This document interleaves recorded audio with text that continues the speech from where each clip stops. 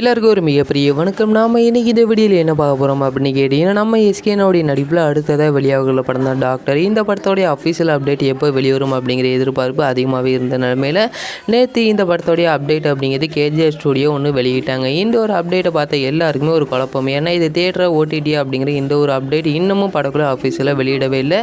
இன்னும் 5 நாளில் இந்த படத்தோடைய அப்டேட் வெளிவரும் அப்படிங்கிற மாதிரி ஒரு ட்வீட் மட்டும் தான் போட்டிருந்தாங்க. பட் அந்த ஒரு ட்வீட்லேயும் நிறைய குறியீடுகள்லாம் இருந்துச்சு.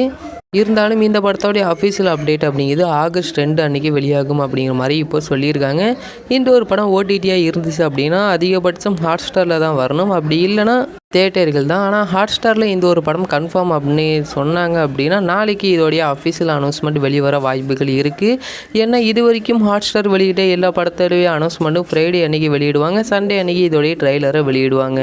இப்போ கேஜிஆர் சொல்லியிருக்கிற மாதிரி பார்த்தீங்கன்னா ஃப்ரைடே இந்த படத்தோடைய அப்டேட் வெளிவந்து சண்டே இந்த படத்தோடைய ட்ரைலர் ரிலீஸ் ஆக தான் வாய்ப்புகள் இருக்குது. அப்படி இல்லை தேட்டரிக்கல் அப்படின்னா இவங்க இந்த ஒரு ட்வீட்டுக்கும் தேட்டரிக்கல் ரிலீஸ் அப்படிங்கிறதுக்கும் எந்த ஒரு சம்மந்தமும் இல்லை. ஏன்னா சிரிக்க தயாராகுங்கள் அப்படிங்கிற மாதிரிலாம் ட்வீட்லாம் போட்டிருந்தாரு.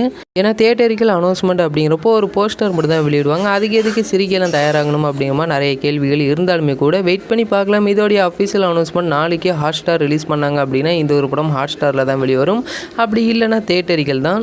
அது மட்டும் இல்லாமல் கேஜிஆர் போட்ட அந்த ஒரு ட்வீட்டுக்கு நம்ம எஸ்கேனா, நெல்சன், அனி, பிரியங்கா, அருள்மோகன் இந்த மாதிரி யாருமே அந்த ஒரு ட்வீட்டை ரீட்வீட் பண்ணவே இல்லை. அது எதுக்காக அப்படிங்கிறது இன்னும் தெரியல. எஸ்கே ப்ரொடக்ஷன்ஸ் அவங்க மட்டும் தான் ரீட்வீட் பண்ணியிருந்தாங்க. ஏன்னா அந்த ஒரு படத்தை அவங்க ஃபர்ஸ்ட் காப்பி பேசிக்கில் தயாரிக்கிறாங்க அப்படிங்கிறனால வெயிட் பண்ணி பார்க்கலாம் இதோடைய அஃபீஷியல் அனௌன்ஸ்மெண்ட்டாக என்ன வெளிவருது அப்படிங்கிற எல்லாத்தையுமே. இந்த ஒரு வீடியோ உங்களுக்கு பிடிச்சிருந்தா ஷேர் பண்ணுங்கள், லைக் பண்ணுங்கள். இன்னும் இது மாதிரி நிறைய சினிமா அப்டேட்டை உடனுக்குடன் தெரிஞ்சுக்கணும் அப்படின்னா எங்களோட சேனலை சப்ஸ்கிரைப் பண்ணிங்க.